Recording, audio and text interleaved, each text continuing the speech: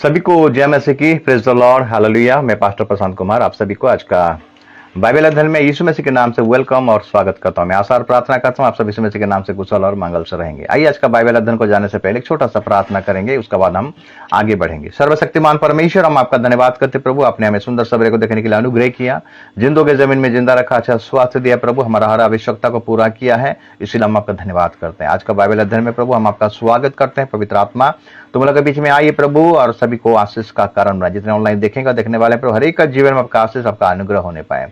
इस नेट को भी प्रभु आपके नियंत्रण में रखना। मैं अपने आप को भी तेरे हाथ में समर्पित करता हूं, मुझे होकर तू बातें कर। सारे आदर महिमा आपको देते हुए प्रार्थना तेरे बेटे उद्धार करता यीशु के नाम से मांगते हैं, आमीन। जिस प्रकार परमेश्वर ने आराधना में अगुवाई किया, आइए हम उसके वचन की ओर जाएंगे और हम ध्यान पूर्वक उसका वचन को सुनेंगे। प्रभु इस वचन के द्वारा भी हमें बहुत सारा आशीष देगा। आज का ध्यान का विषय है कि स्वर्ग राज्य में जाने के लिए 5 शर्तें। स्वर्ग में जाने के लिए 5 शर्तें, आज उसी के बारे में ध्यान करेंगे। प्रभु आपका हृदय को, आपका मन को नियंत्रण में रखें, ताकि आज का वचन हर एक का जीवन में 100 गुना फल होने पाए। परमेश्वर का नाम का स्तुति, परमेश्वर का नाम का महिमा। और हम देखेंगे, एक पद को निकालेंगे। स्वर्ग एक्चुअली बाइबल में है कि नहीं? बाइबल में स्वर्ग के बारे में लिखा गया है, उसके बारे में पहले चिंता करेंगे कि स्वर्ग में तो जाएंगे, शर्तें तो हैं, लेकिन उससे पहले देखेंगे कि कहाँ पर इसके बारे में लिखा गया है। अगर हम देखेंगे यूहन्ना 14 अध्याय को अगर निकालेंगे, यूहन्ना 14 अध्याय और एक पद से अगर हम पढ़ाई करेंगे, लिखता है, तुम्हारा मन व्याकुल ना हो, परमेश्वर पर विश्वास रखो और मुझ पर भी विश्वास रखो।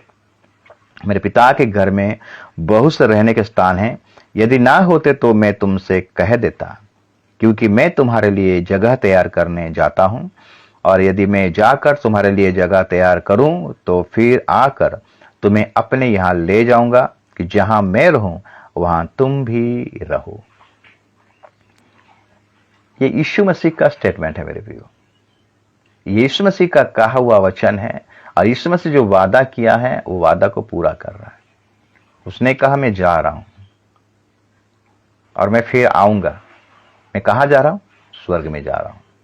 वहां जाऊंगा, तुम सबके लिए घर रेडी करूंगा, तैयार करूंगा, उसके बाद फिर आऊंगा और मैं लेकर तुमको जाऊंगा। मैं जहां रहता हूं तुम भी वहां रहो। ये यीशु मसीह का स्टेटमेंट है, यीशु मसीह का कहा हुआ वचन है। और एक जगह में हम देखेंगे, प्रेरितों का काम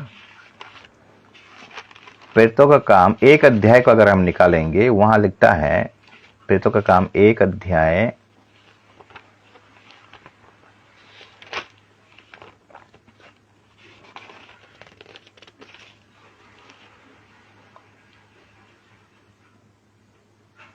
और उसका हम अगर पढ़ाई करेंगे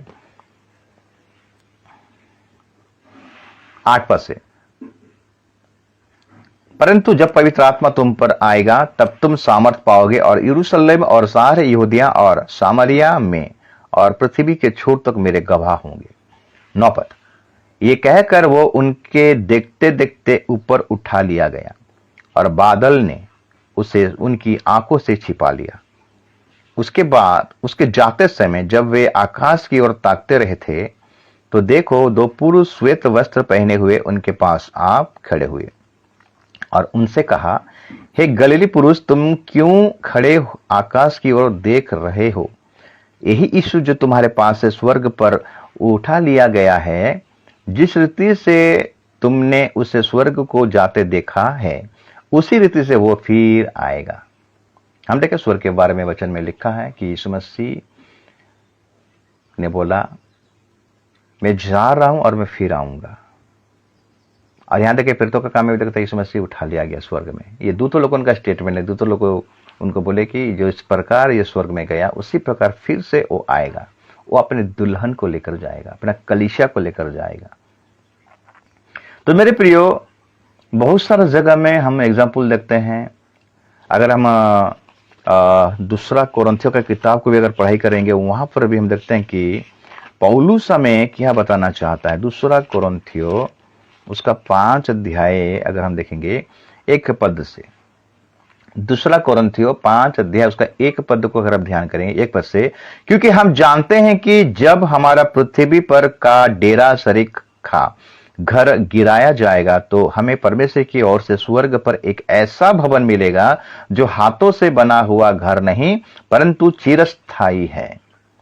पौलुस यहां पर अपने प्रकाशनों के द्वारा बताना चाहता है, वचन के द्वारा बताना चाहता है, ये प्रकाशन प्रभु पौलुस को जो मिला, ये जो डेरा, ये जो शरीर, ये जो हम देखते हैं संसार में जो शरीर है, इसका ज्यादा दिन टिकना नहीं। ये शरीर एक दिन मर जाएगा, ये शरीर गिरा जाएगा। लेकिन पौलुस कहता है कि स्वर्ग में हमें एक ऐसा जगह मिलेगा, ऐसा तंबू मिलेगा, ऐसा घर मिलेगा जो चिरस्थायी, अनंत काल है, वो कभी खत्म नहीं होगा, और जिसका बनने वाला खुद ही परमेश्वर है। लिखता है 2 पद लिखता है, इसमें तो हम कराते और बड़ी लालसा लगते हैं कि अपने स्वर्गीय घर को पहन लें, अपने स्वर्गीय घर को पहन लें। मेरे प्रियो, ये तो नया नियम का बात है। अगर पुराना नियम को देखेंगे, हनोक को जब 65 साल हुआ तो वो मथुसेलह को जन्म दिया। उत्पत्ति 5 अध्याय को अगर पढ़ाई करेंगे, मथुसेलह को जन्म के बाद हम देखते कि हनोक 300 साल परमेश्वर के साथ में चला, और परमेश्वर उसका जीवन से इतना खुश हुआ, प्रसन्न हुआ, तो परमेश्वर ने उसको उठा लिया, ले लिया। उसके बाद हम देखते हैं कि एलिया भी उठा लिया गया। दूसरा राजा का किताब अगर 2 अध्याय को पढ़ाई करेंगे, वहां पर भी हम देखते हैं कि एलिया का दास था एलिसा, और एलिया परमेश्वर का दास था। जब उसको उठा लिया गया तो एलिशा को 2 गुना अभिषेक मिला। देखते देखते एक रथ, अग्नि में रथ आया, और एलिया को उठा लिया गया स्वर्ग। मेरे प्रियो, और एक बात अगर देखेंगे, इब्रानी का पुस्तक उसका 11 अध्याय को देखेंगे, वहां पर अब्राहम को परमेश्वर ने स्वर्ग के बारे में प्रकाशन दिया है। अब्राहम विश्वास के नजर में स्वर्ग को देख लिया था मेरे प्रियो। और अब्राहम के बारे में अगर हम पढ़ाई करेंगे, इब्रानियों का पुस्तक उसका 11 अध्याय, और उसका हम जब पढ़ाई करेंगे मेरे प्रियो,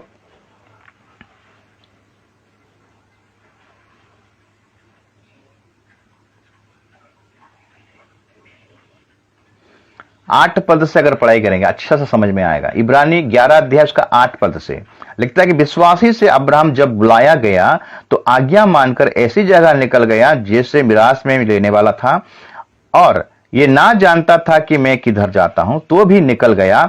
विश्वासी से उसने प्रतिज्ञा किए हुए देश में, पराये देश में परदेशी के समान रहकर इसहाक और याकूब समेत जो उसके साथ उसी प्रतिज्ञा के वारिस थे तंबुओं में वास किया। और लिखा गया क्योंकि वो उस स्थिर नींव वाले नगर की बाट जोतता था जिसका रचने वाला और बनाने वाला परमेश्वर है। यहां लिखा गया मेरे प्रियो, इब्रानी का लेखक यहां पर जो प्रकाशन हमें दे रहा है कि क्योंकि 10 पद, इब्रानी 11 से 10 पद कहता है, क्योंकि वो उस स्थिर नींव वाले नगर की बाट जोता था जिसका रचने वाला और बनाने वाला परमेश्वर थे। मेरे प्रिय, अब्राहम को परमेश्वर ये दर्शन, मैंने विश्वास के नजर में अब्राहम ये चीज को देख लिया था, जान लिया था कि परमेश्वर के स्वर्ग राज्य में एक ऐसा घर है जो कि उसका बनाने वाला खुद परमेश्वर है। वो स्थिर नींव है, वो कभी टलेगा नहीं। ये धरती नाश होने वाला है मेरे प्रियो, ये जगह नाश होने वाला है और इसको जलाने के लिए रखा गया है। पृथ्वी नाश होने वाला है, लेकिन हमारा देश ये नहीं है। हमारा देश स्वदेश, हमारा स्वदेश कहां पर? हमारा देश कहां पर? स्वर्ग में। पौलुस फिलिपियों को पत्री में कहता है, अगर हम फिलिपियों का पत्री 3 अध्याय उसका 20 पद को पढ़ाई करेंगे, वहां लिखा जाता है कि पर हमारा स्वदेश स्वर्ग पर है, हमारा अपना देश स्वर्ग पर है। उसका बाद लिखता है, और हम एक उद्धारकर्ता प्रभु यीशु मसीह के वहां से आने की बाट जो रहे हैं।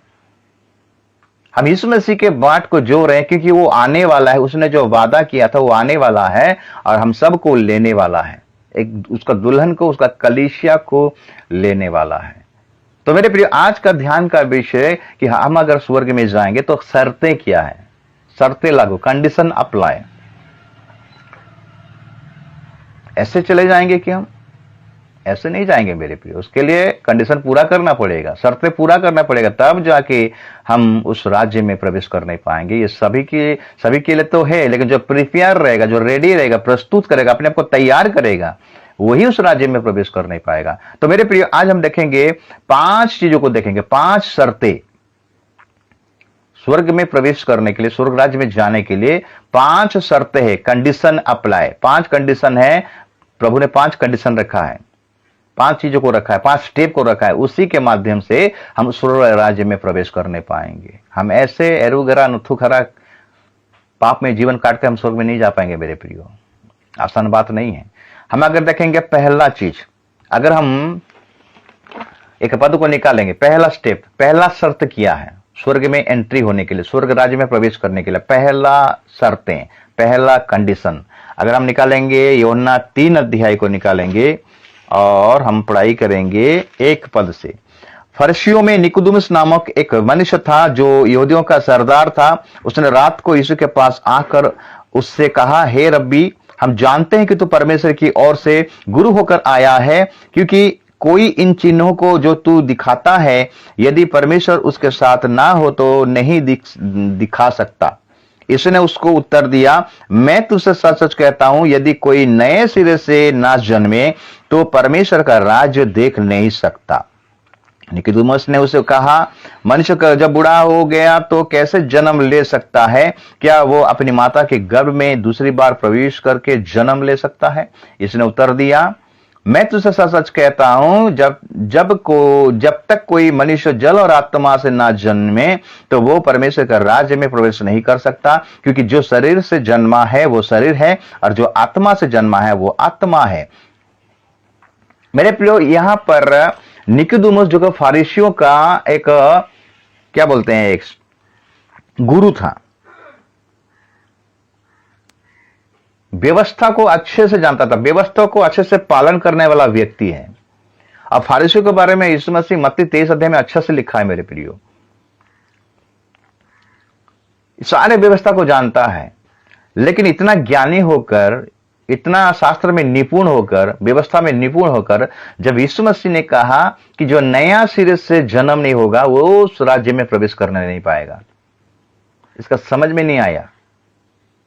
इसलिए लिखा है ना, ज्ञानवानों को लज्जित करने के लिए परमेश्वर मूर्खों को चुना है। आज बहुत सारे लोग ज्ञान को प्राप्त किए हैं, पढ़ाई को प्राप्त किए हैं, इतना पढ़ाई किए हैं, कोई तो इंजीनियर, कोई तो डॉक्टर, कोई तो साइंटिस्ट बने हैं, लेकिन आज परमेश्वर का वचन को लोग जान नहीं पा रहे हैं। इतना ज्ञानी होकर संसार का ज्ञान में इतना उनको अंधा बना दिया है कि परमेश्वर का राज्य के बारे में उनके जीवन में प्रकट होने नहीं पाता है। यह भी ऐसा ज्ञानी है मेरे प्रियो, एक शास्त्री है, एक फारूसी है, व्यवस्था को जानता है। लेकिन जब यीशु मसीह को बोला, मैं तुम्हें सच सच कहता हूं, जो नए सिरे से जन्म नहीं लेगा, नए सिरे से जन्म, वो उस राज्य में प्रवेश करने नहीं पाएगा। मेरे प्रिय, स्वर्ग में जाने के लिए हमारा नया जन्म का अनुभव होना चाहिए। क्या है नया जन्म? पहला जन्म शारीरिक जन्म, जो माता पिता के द्वारा हम जन्म होते हैं। दूसरा जन्म आत्मा के द्वारा जन्म। ये कब प्राप्त होता है? फाउंडेशन, पहला स्टेप, जब हम यीशु मसीह को अपना व्यक्तिगत उद्धारकर्ता के रूप में ग्रहण करते हैं, अपने अपने पापों से मन फिराते हैं, पिता, पुत्र और पवित्र आत्मा के नाम से डूबकर बपतिस्मा लेते हैं, यह सही बपतिस्मा है। तब हमको पवित्र आत्मा का ज्ञान मिलता है, दान मिलता है, और पवित्र आत्मा हमारे जीवन में रिवील करता है वो नया जीवन का चाल। तुम जो मसीह यीशु में हो तो तुम्हारा जीवन क्या हो गया? नया हो गया, नया, तुम नया सृष्टि बन गए हो। पुराना सब बीत गया, नया। अभी भी लोग बपतिस्मा लेकर प्रभु भोज भी लेते हैं, लेकिन उनका पुराना स्वभाव अभी भी चेंज नहीं हुआ है, परिवर्तन नहीं हुआ है। तो किस प्रकार का नया जन्म का अनुभव उनका जीवन में आएगा मेरे प्रियो? जब हम प्रेतों का काम में देखते हैं, जब पतरस प्रचार किया, 3000 लोग बपतिस्मा लिए, मन फिराए। हमें क्या करना पड़ेगा बोले तो, तुम प्रभु यीशु मसीह को अपने व्यक्तिगत उद्धारकर्ता के रूप में ग्रहण करना, विश्वास करना, और पिता, पुत्र और पवित्र आत्मा के नाम से बपतिस्मा लेना। कब लेना? अपने अपने पापों से मन फिराना है और बपतिस्मा लेना है। यूहन्ना, जो बपतिस्मा देने वाला यूहन्ना था, वो जो प्रचार किया, लोग आ रहे थे, मन फिराओ क्योंकि स्वर्गराज निकट है। फारसी शादी के लोग भी आ रहे थे, तो उनको बोला, हे सांप के बच्चों, तुमको किसने जता दिया कि आने वाले क्रोध से तुम भागो।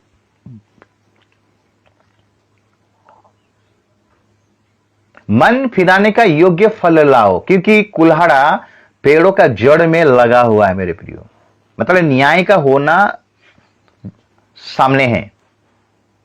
तो मन फिराना, नया जन्म का मतलब है मन फिराना अपने अपने पापों पुराना जीवन से, पाप से। यही होता है नया जन्म का अनुभव। क्या आज ऐसा अनुभव आपके जीवन में है? आप 20 साल का मसीह हो सकते हो, आप बाप दादाओं से आप क्रिश्चियन हो सकते हो, 30 साल का मसीह हो सकते हो, 50 साल का मसीह। आप अब तक क्या आपका नया जन्म का अनुभव हुआ कि पुनर्जन्म का, दोबारा जन्म का अनुभव हुआ है क्या?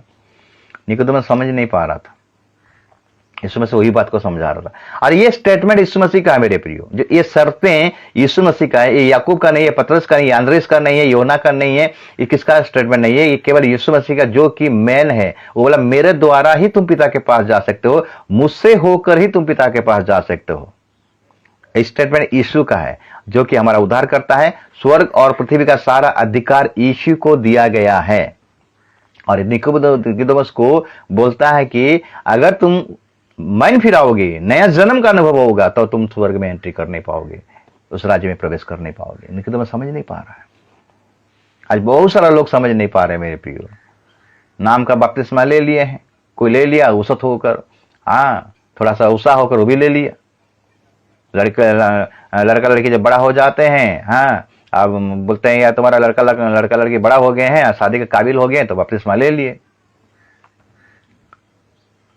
जो बपतिस्मा लेता है उसको पता नहीं मैं क्यों बपतिस्मा लेता हूं। आज ऐसे भी विश्वासी हैं, बपतिस्मा जब तक नहीं लिया था वो गंदगी में अपना जीवन बिता रहा था, बपतिस्मा लेने के बाद भी वही गंदगी का जीवन फिर से। ये मन फिराव का अनुभव नहीं है मेरे प्रियो। नया जन्म का अनुभव क्या जानते हैं? आपका जीवन परिवर्तन होना चाहिए। आज हमारा सब कुछ परिवर्तन है मेरे प्रियो। हमारा घर परिवर्तन हो गया, गाड़ी परिवर्तन हो गया, अलमीरा परिवर्तन हो गया, वॉशिंग मशीन परिवर्तन हो गया, घर का जितना भी प्रकार का जो भी सामान है सब परिवर्तन हो गया है। हमारा जगह भी परिवर्तन हो गया है? लेकिन हमारा मन क्या परिवर्तन हुआ है?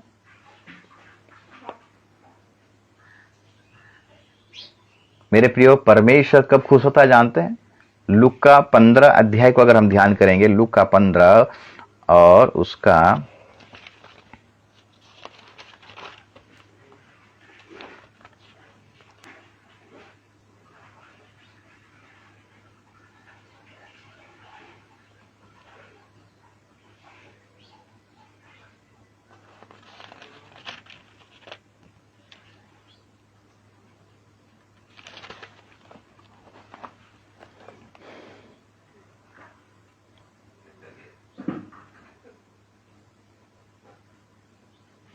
लूका 15 अध्याय जब हम पढ़ाई करेंगे 7 पद, मैं तुमसे कहता हूं कि इस रीति से एक मन फिराने वाले पापी के विषय में भी स्वर्ग में इतना ही आनंद होगा जितना कि 99 ऐसे धर्मियों के विषय नहीं होता, जिन्हें मन फिराने की आवश्यकता नहीं। एक व्यक्ति भी अगर मन फिराता है मेरे प्रिय, एक मनुष्य, एक स्त्री पुरुष, एक व्यक्ति भी अगर मन फिराता है तो स्वर्ग में बड़ा आनंद होता है। अच्छा नौकरी मिल गया, क्या स्वर्ग में आनंद होगा? परीक्षा में फर्स्ट डिवीजन पास हो गया, क्या प्रभु आनंद होगा स्वर्ग में? अच्छा अमेरिका में नौकरी मिल गया, अच्छा घर लिया, अच्छा बिजनेस हुआ, क्या स्वर्ग में आनंद हुआ? सांसारिक बातों में स्वर्ग में आनंद नहीं होता मेरे प्रियो। एक व्यक्ति जब मन फिराता है स्वर्ग में आनंद होता है। आपका अगर मन फिरा है मेरे प्रियो तो स्वर्ग में बड़ा आनंद हुआ। दूतों लोगों परमेश्वर बहुत आनंद करते हैं। तो पहला स्टेप, पहला शर्त है हमको मन फिराना है। नया जन्म का अनुभव को इसको दर्शाता है मेरे प्रियो। स्वर्ग जाने के लिए पहला स्टेप मन फिराना है, और उसका जो मेन फाउंडेशन है, हमें यीशु मसीह को अपना व्यक्तिगत उद्धारकर्ता के रूप में ग्रहण करना, पिता पुत्र और पवित्र आत्मा के नाम से बपतिस्मा लेना जरूरी है। बपतिस्मा लेकर ही अपने पापों से मन फिराना है, बपतिस्मा लेना है। उसके बाद हमारा काम है कलीसिया में शामिल होना है, वचन को पढ़ना है, वचन को मनन करना है, प्रार्थना में लगे रहना है, रोटियां तोड़ना है, प्रभु भोज में शामिल होना है। प्रतिदिन हम देखते प्रेरितों के काम में विश्वासियों क्या करते थे, प्रतिदिन इकट्ठा होते थे, संगति करना, संगति में, प्रार्थना में, वचन में, रोटी तोड़ने में, यह हमें इसमें हमें शामिल होना है और प्रभु का कार्य को पूरा करना है। प्रभु का यही इच्छा है, एक व्यक्ति मन फिराए, एक पापी मन फिराए, ताकि उस राज्य में वो जाने। जिसलिए यीशु मसीह इस धरती पर आया था, इस पृथ्वी पर आया था, जगत में आया था, ताकि उसको लोग देखें, विश्वास करें और अपने अपने पापों से मन फिराएं, गंदगी से लौट आएं, पुराना जीवन से लौट आएं। अभी भी अगर आप मेरे प्रियो 30, 40, 50 साल का मसीह हो, अगर आपके जीवन में अभी भी दारू नहीं छूटा है, अभी भी गुटखा तंबाकू नहीं छूटा है, अभी भी गालियां बकना नहीं छूटा है, अभी भी आपका गलत काम नहीं छूटा, इसका मतलब आपका मन परिवर्तन हुआ नहीं है मेरे प्रियो। आप नया जन्म का अनुभव अभी तक आप नहीं पाए हो।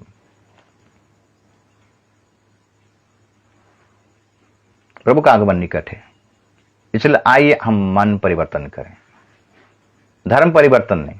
यीशु मसीह धर्म परिवर्तन के लिए नहीं आया था, यीशु मसीह मन परिवर्तन के लिए आया था। सब कहते हैं ना धर्म परिवर्तन, धर्म परिवर्तन करने से कुछ नहीं मिलेगा मेरे प्रिय, मन परिवर्तन करने से सब कुछ मिलेगा।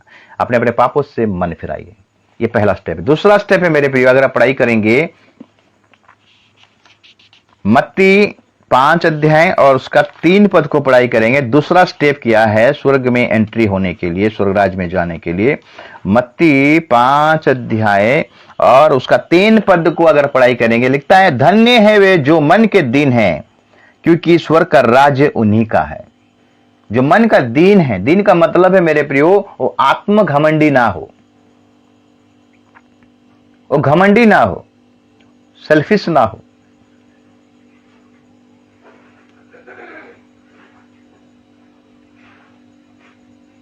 थोड़ा सा प्रभु तरक्की दे दिया, थोड़ा सा प्रभु मिनिस्ट्री में आपको आगे बढ़ा दिया, आपको गिफ्ट दे दिया और आपके द्वारा बहुत रोगी चंगा हो जा रहे हैं, आपका मिनिस्ट्री बढ़ रहा है, अगर उसमें अगर आप घमंड करोगे मेरे प्रियो, तो आप उस राज्य में प्रवेश करने नहीं पाओगे।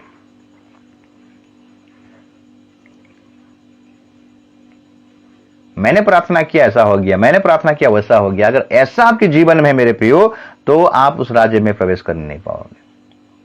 नम्र और दीन होना है मेरे प्रियो, दीन, नम्रता और दीनता।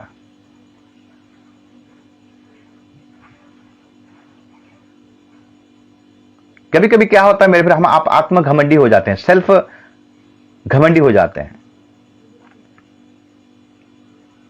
प्रभु ने आपको इतना ब्लेस किया, प्रभु ने इतना आपको आशीष दिया, आपका बाल बच्चों को आशीष दिया, आपको बहुत बंगला दिया, गाड़ी दिया, और उनका गवाह कैसा रहता है? मैंने नौकरी किया, मैंने गाड़ी खरीदा, मैंने बंगला बनाया, अच्छा जगह में मेरे शादी हुआ, बच्चे लोग को मेरा अच्छा जगह में डॉक्टरी पढ़ने के लिए आए, नौकरी मिला उनको। प्रभु का धन्यवाद भी नहीं करते हैं मेरे प्रियो, वहां पर प्रभु का जिक्र भी नहीं होता है।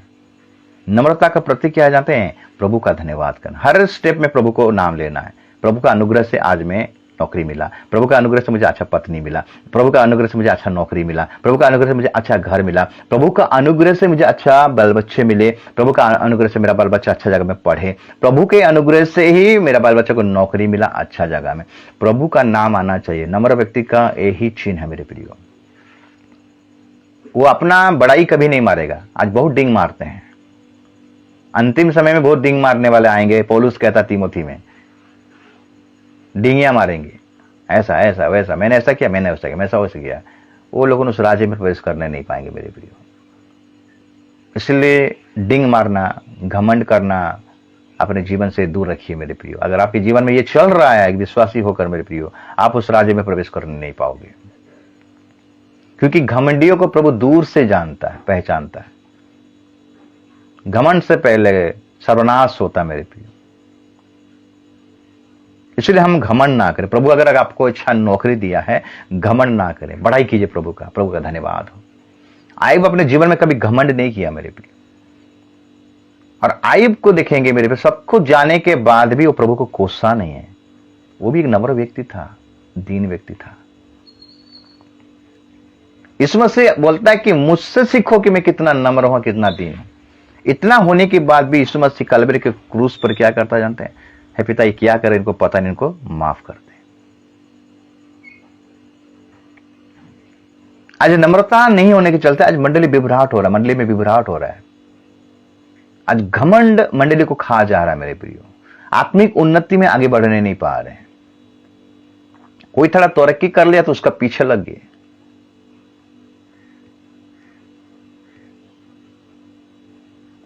आज प्रभु के दास लोग भी आपस में नहीं पढ़ते हैं मेरे प्रियो। इतना घमंड हो गया, सेल्फ घमंड।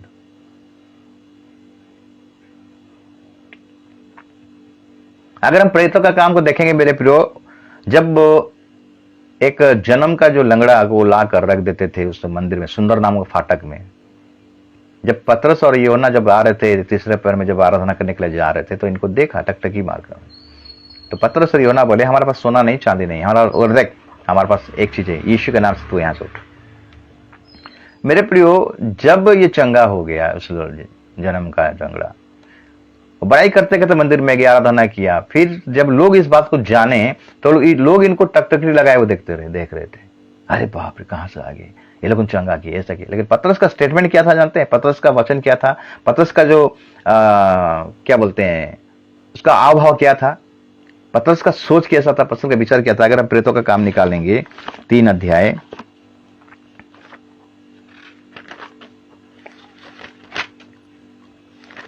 और हम पढ़ाई करेंगे उसका 12 पद, 3 का 12 से पढ़ाई करेंगे। लिखता है, ये देखकर पतरस ने लोगों से कहा, हे इस्राएलियों, तुम इस मनुष्य पर क्यों आश्चर्य करते हो और हमारी ओर क्यों इस प्रकार देख रहे हो कि मानो हम ही ने अपनी सामर्थ या भक्ति से इसे चलने फिरने योग्य बना दिया?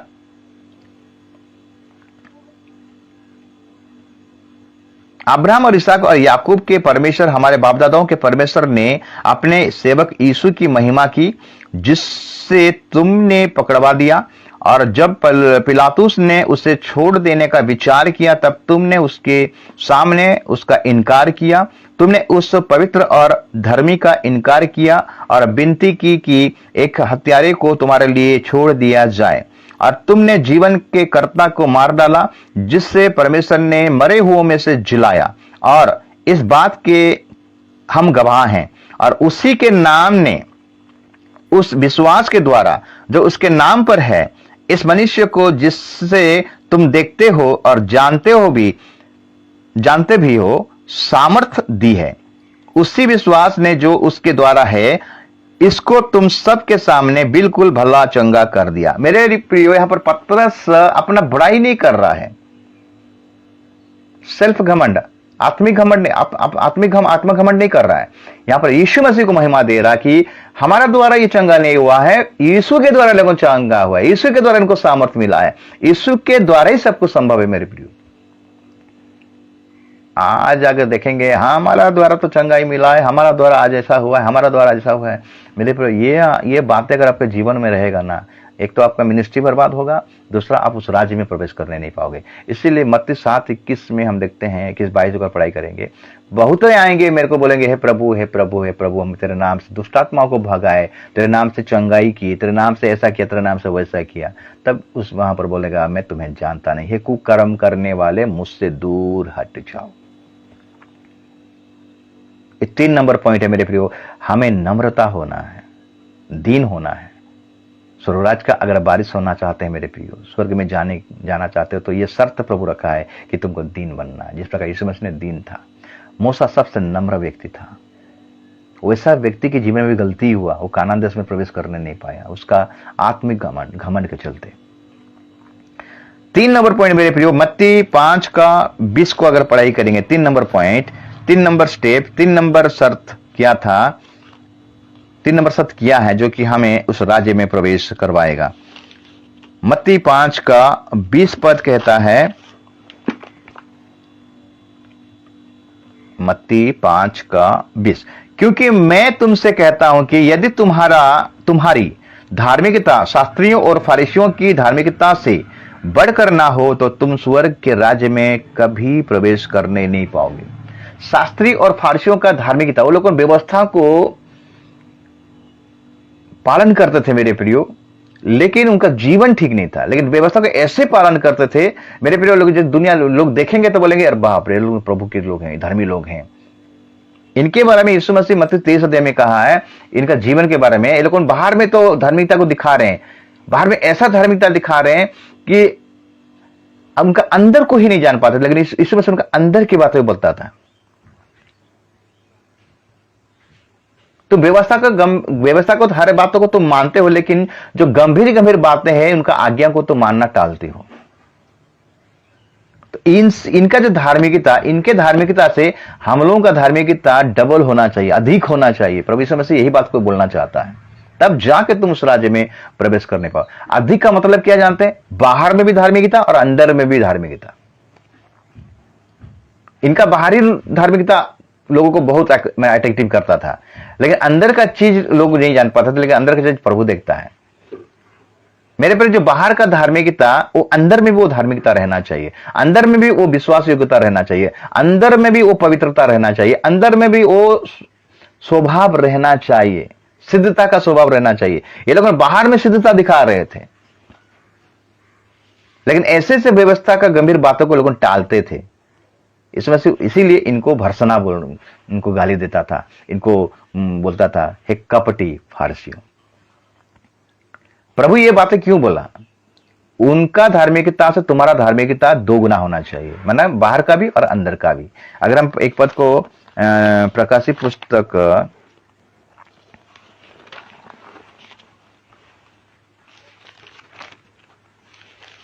22 अध्याय को निकालेंगे, प्रकाशित पुस्तक 22 अध्याय और उसका पढ़ाई करेंगे 11 पद। लिखता है, जो अन्याय करता है वो अन्याय ही करता रहे, और जो मलिन है वो मलिन बना रहे, और जो धर्मी है वो धर्मी बना रहे, और जो पवित्र है वो पवित्र बना रहे। और भी पवित्रता और भी धार्मिकता बनना है मेरे प्रियो। अगर ऐसा नहीं होगा मेरे प्रियो, तो हम उस राज्य में प्रवेश करने नहीं पाएंगे। केवल हमारे बाहरी पवित्रता को दिखाएंगे तो हम धर्मी में गिनती में नहीं आएंगे, फारसी साथी के लोगों के जैसा। कब्र तो देखने में पूरा अच्छा सफेद दिखता है, लेकिन उसका अंदर में सड़ाहट है। इसमें से वही एग्जाम्पल दिया, कब्र में जो चुना दिया जाता है पूरा सफेद रहता है, लेकिन उनका अंदर क्या है? सड़ाहट। इनको बाहरी रूप इनका सफेद दिखाई देता है, बाहरी रूप इनका अच्छा दिखाई देता है, लोग बोलेंगे अब बाप रे बहुत धार्मिक लोग व्यक्ति हैं, लेकिन उनका अंदर में क्या है? सड़ाहट। इनके अंदर में दोष था मेरे प्रिय, इनके अंदर में पाप था, इनके अंदर में अन्य आज्ञाकारी था। लेकिन यीशु मसीह बोलना चाहता है कि ये लोग जो बाहर चीज को जो दिखा रहे थे, अंदर में भी वो ऐसा दिखाना चाहिए। वो चीज हमको बोला गया है कि तुमको बाहर को भी सफा करना है और अंदर को भी सफा करना है, शुद्ध करना है। बाहर में पवित्रता, अंदर, अगर अंदर का पवित्रता रहेगा तो बाहर का ऑटोमेटिक पवित्रता हो जाएगा मेरे प्रियो। यही बात को यीशु मसीह समझा रहा था। ये यीशु मसीह का स्टेटमेंट है मेरे प्रियो, ये शर्तें हैं, और ये शर्त को अगर आप पालन करोगे उस राज्य में प्रवेश करने पाओगे। चौथा नंबर पॉइंट को हम देखेंगे, मत्ती 7 अध्याय और उसका 21 पद।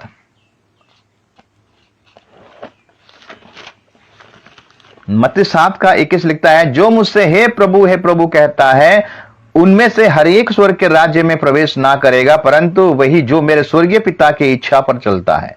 मेरे प्रियो, यहां पर लिखता है बहुत से बोलेंगे हे प्रभु, उनमें से हर एक उस राज्य में, स्वर्ग राज्य में प्रवेश करने नहीं पाएगा। वही प्रवेश करने पाएगा जिसका शर्त लागू है, जो मेरा पिता के इच्छा पर चलता है, परमेश्वर की इच्छा पर चलता है, वही उस राज्य में प्रवेश करने पाएगा। हे प्रभु तो बहुत कह रहे मेरे प्रियो, लेकिन प्रभु का मन के अनुसार नहीं चल रहे थे। जिस प्रकार हम देखते हैं कि साउल को परमेश्वर ने अनुग्रह किया और इस्राएल का पहला राजा का अधिकार दिया। साउल भी प्रभु बोल रहा था, लेकिन एक समय आया साउल परमेश्वर का आज्ञा को तोड़ा, उसका वचन को तोड़ा, इसलिए साउल को निकाल दिया गद्दी से और दाऊद को बैठा दिया। और परमेश्वर का स्टेटमेंट क्या था जानते हैं? कि मेरा मन रूपी एक व्यक्ति मुझे मिल गया है, कोई इस गद्दी में बैठेगा और इस्राएल का क्या करेगा? 40 साल तक राज्य करेगा। और दाऊद 40 साल तक राज्य किया। दाऊद का एक क्वालिटी था मेरे प्रियो, जीवन में एक बार उसके जीवन में पाप हुआ, 1-2 बार हुआ, लेकिन बाद में अगर देखेंगे जब भी युद्ध में जाता था दाऊद क्या करता था? परमेश्वर को पूछता था, परमेश्वर की इच्छा जानता था कि मैं जो युद्ध में जाऊं कि ना जाऊं।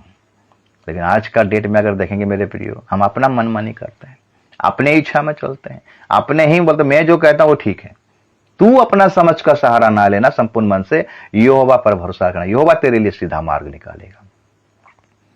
मेरे प्रिय, प्रभु का आज्ञाकारी बनिए, प्रभु का इच्छा में चलिए, प्रभु का मर्जी में चलिए, प्रभु आपको उस राज्य में प्रवेश करने के लिए देगा।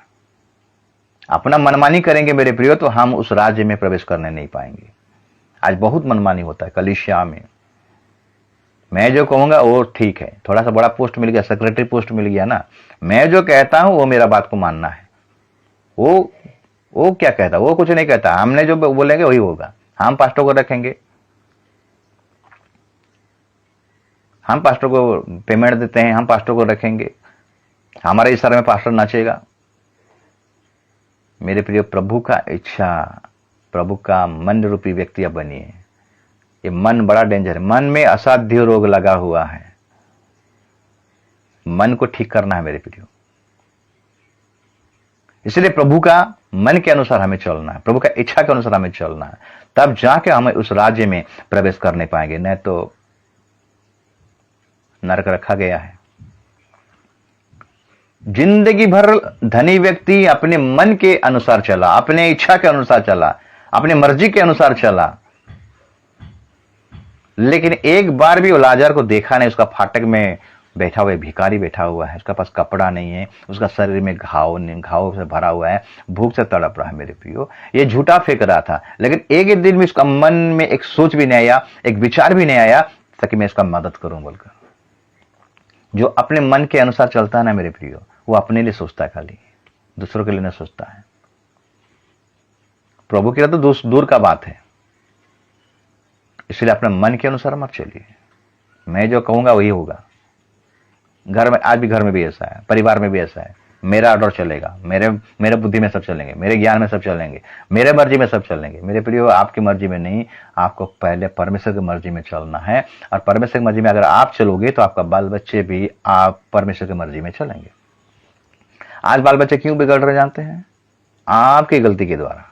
आप अपनी इच्छा में चलते हो तो वही चीज को देखकर बच्चे लोग भी अपनी इच्छा में चल रहे हैं, प्रभु की इच्छा में नहीं चल रहे हैं। स्वर्ग जाना इतना आसान है क्या? कंडीशन अप्लाई है, शर्तें हैं, और शर्तें को पूरा करेंगे तब जाके।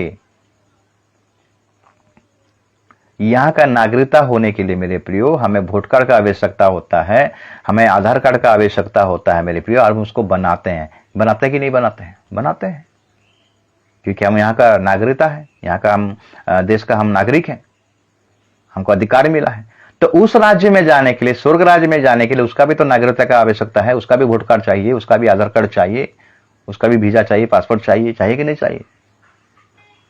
तो ये वीजा पासपोर्ट शर्तें परमेश्वर का इच्छा के अनुसार हम अपना जीवन को व्यतीत करें। बहुत हो गया मनमानी, कितना क्रिसमस चला गया, कितना गुड फ्राइडे चला गया, फिर भी हम अपने मन की इच्छा के अनुसार चलते हैं। मैं पीऊंगा, मैं अपना पैसा से पीऊंगा, कौन किसका कौन जाता है? क्या जाता है? तुम्हारा क्या जाता है? तुम्हारा क्या नहीं जाता है, बाप का जाता है, जो ऊपर में बैठा है ना उसी का जाता है। इसलिए भय कीजिए, डरिए, क्योंकि वो आने वाला है और उसी को लेकर जाएगा जो उसका शर्तें पूरी करेगा पर पूरा करेगा।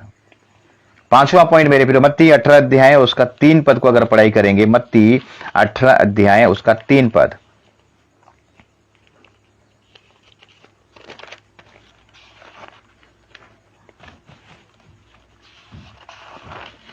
मत्ती 18 अध्याय और उसका 3 पद कहता है कि और कहा, मैं तुमसे सच कहता हूं कि जब तक तुम ना फिरो और बालकों के समान ना बनो, तुम स्वर्ग के राज्य में प्रवेश करने नहीं पाओगे। बालकों के समान, एक बच्चा, छोटा सा बच्चे के समान उसका मन। ये एग्जाम्पल प्रभु यीशु मसीह क्यों दिया? ये प्रभु यीशु मसीह का स्टेटमेंट है, कोई याकूब का नहीं, पतरस का नहीं, योना का नहीं, अंद्रयास का नहीं, पौलुस का भी नहीं है। ये खुद यीशु मसीह का कहा हुआ वचन है, यीशु मसीह का शर्तें हैं। तुम्हारा मन एक बालक जैसा होना चाहिए मेरे। क्या है बालक जैसा? ये एग्जाम्पल क्यों दिया यीशु मसीह? मेरे पे बच्चे लोग जब झगड़ा करते हैं, बच्चे लोग जब आपस में लगते हैं ना, वो लोग बाद में भूल जाते हैं, फिर से मेल मिलाप करते हैं। लेकिन आज अगर उनका बड़े लोगों को देखें, उनका माता पिता को देखेंगे, पड़ोसी के साथ अगर झगड़ा लगा हुआ होगा तो उनका वो पूरा मुंह फुलाफुली रहता रहेगा पूरा 6 महीना 1 साल।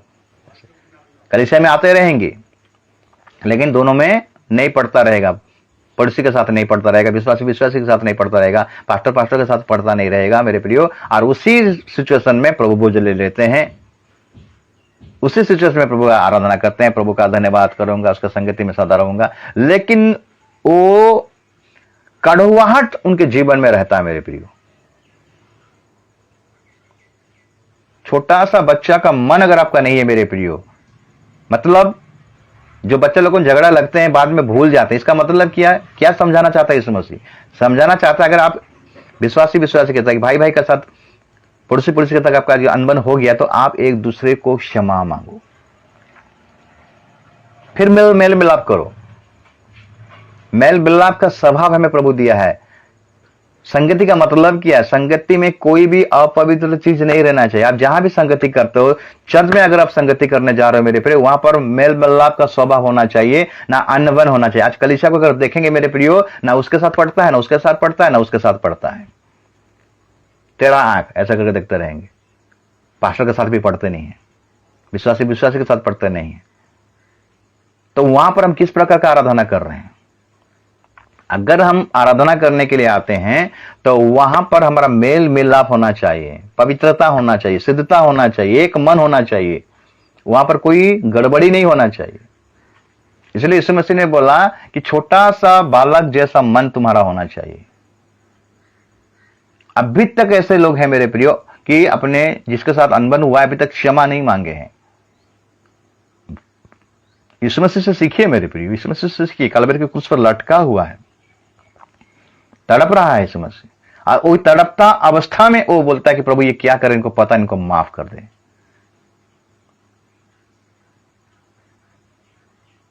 कलीसिया आगे नहीं बढ़ रहा है मेरे पे, विश्वासी आत्मिक में आगे नहीं बढ़ पा रहे। इसका कारण क्या जानते हैं? अभी तक मेल मिलाप का स्वभाव नहीं हुआ है। हम लोग का जीवन में मेल मिलाप का स्वभाव होना चाहिए। किसी के साथ अगर अनबन हो गया मेरे पे, फोन करके मेल मिलाप कर लीजिए, क्योंकि प्रभु हमको जोड़ने के लिए आया है, बिखरने के लिए नहीं आया। शैतान हमको बिखरने के लिए आया है। यीशु मसीह आया जोड़ने के लिए। किसके साथ? पिता के साथ। हम जुड़ेंगे, पिता हमसे जुड़ेगा। इसलिए लिखा है मेरे नाम है जहां पर 2 या 3 जमा होते हैं एक जगह में, एक मन होकर जमा होते, तब प्रभु का उपस्थिति उस जगह में आता है मेरे प्रियो। जब तक आदम हवा पाप नहीं किए थे मेरे प्रियो, तब तक परमेश्वर उस वाटिका में संध्या बेला में उनके साथ संगति करने के लिए आता था। जिस दिन पाप हुआ मेरे प्रियो, उस दिन वो परमेश्वर से दूर हट गए। परमेश्वर आना चाहता है लेकिन ये लोग अपने पाप के चलते परमेश्वर से दूर भाग रहे हैं। परमेश्वर पूछा तू कहां है आदम? नहीं मैं झाड़ियों में छिपा हूं। अरे तुम क्यों झाड़ियों में छिपा? नहीं मैं नंगा हूं। अरे तुमको कौन बोला नंगा? नहीं मैं जो फल खाने, जो नारी तूने दिया था ना, वो नारी मुझको फल खिला दिया। क्या परमेश्वर को पता नहीं था मेरे प्रिय? परमेश्वर को पता था। परमेश्वर चाहता था कि आदम माफी मांगे, आदम रिपेंट करे, लेकिन आदम ने माफी नहीं मांग रहा, दोष लगा रहा है। आज का दशा भी ऐसा है मेरे प्रिय। आज हम एक दूसरे के ऊपर खाली दोष लगा रहे हैं, एक दूसरे का पाप को खाली उजागर करते हैं। लेकिन परमेश्वर हमको क्या सिखाता है? एक दूसरे का पाप को क्या करो? ढापो। एक दूसरे को प्रेम में ऐसा बनाओ ताकि आपके अंदर में जो गलत बात है वो दिखाई ना दे। इसलिए हमें किसी का उजागर करना, किसी का पाप को उजागर करना नहीं, हमें मेल मिलाप का स्वभाव रखना है, अपने मन को पवित्र करना है, अपने मन को शुद्ध करना है। हमारा मन में जो भी गिला शिकवा है, किसी के प्रति कड़वाहट है, तो उसको साथ साथ माफी मांग लीजिए, मेल मिलाप कर लीजिए। प्रभु हमारा जीवन में यही ही चाहता है,